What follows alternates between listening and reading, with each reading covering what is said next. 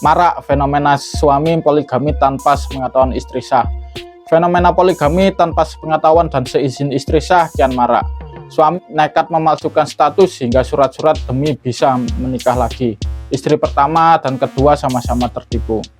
Seorang istri berinisial DY merasa curiga dengan perilaku suaminya AS yang kerap terlambat pulang ke rumahnya di Surabaya saat berbisnis di luar kota. Sang suami seharusnya 2 hari sudah pulang, tetapi hingga 2 pekan belum kembali dari luar kota. Setelah dilacak, ketahuan kalau suami ternyata sudah punya istri lain. Mereka menikah di Bekasi, kata pengacara DY Muhammad Khairul Hamzah. Menurut Khairul, DY lantas mendatangi istri kedua, SN, tanpa sepengetahuan suami. Ternyata perempuan berinisial SN itu juga tidak tahu kalau suaminya sudah pernah menikah. Suami mengaku perjaka saat menikahi SN. AS dan SN menikah secara resmi di kantor urusan agama di Bekasi. Menurut Khairul, AS diduga memasukkan identitas pada KTP dari sudah kawin menjadi lajang. Tujuannya agar dapat menikah lagi tanpa sepengetahuan dan istri pertama. DY lantas mengajukan pembatalan perkawinan suaminya dengan istri kedua di Pengadilan Agama Surabaya. Permohonan DY dikabulkan. Pernikahan suami dengan istri kedua akhirnya dinyatakan tidak sah karena tanpa seizin istri pertama dan harus dibatalkan.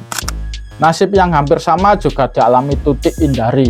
Perempuan 45 tahun asal Jombang itu baru tahu suaminya AY menikah lagi dengan perempuan lain dari tetangganya. Tetangga melihat video di TikTok suaminya bersama perempuan lain pakai baju pengantin sedang di KUA, kata pengacara Tutik, Benny Hendro Yulianto. Tutik mengonfirmasi ke KUA setempat dan kabar pernikahan suaminya itu dibenarkan. Benny juga sudah mendatangi PA Jombang. Tidak ada permohonan poligami di Pengadilan Agama, padahal syarat poligami harus ada izin dari Pengadilan Agama dan istri pertama, tambah Benny.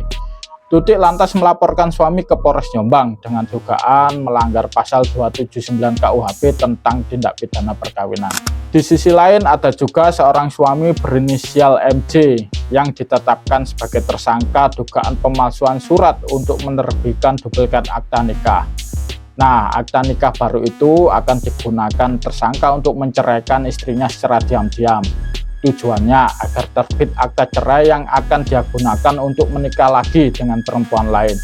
Namun perbuatannya terlebih dahulu diketahui istrinya. MJ akhirnya dilaporkan istrinya di Polres Tulungagung. Diduga tersangka memasukkan surat keterangan dari desa untuk mengurus duplikat akta nikah, kata Kasih Humas Polres Tulungagung Ibta Nanang Murdianto. MJ menggunakan jasa oknum pengacara untuk mengurusnya dengan membayar rupiah 15 juta. Dari maraknya fenomena tersebut, Humas Pengadilan Agama Surabaya Akramuddin tidak memungkiri bahwa pemalsuan identitas banyak dilakukan suami agar bisa menikah lagi tanpa sepengetahuan istri pertama. Selain mengaku lajang, kalau sudah tua mereka mengubah identitasnya menjadi duda, kata Akramuddin. Meski suami dan istri kedua menikah di KUA, tetapi pernikahan itu tidak berkekuatan hukum apabila tanpa seizin istri sah.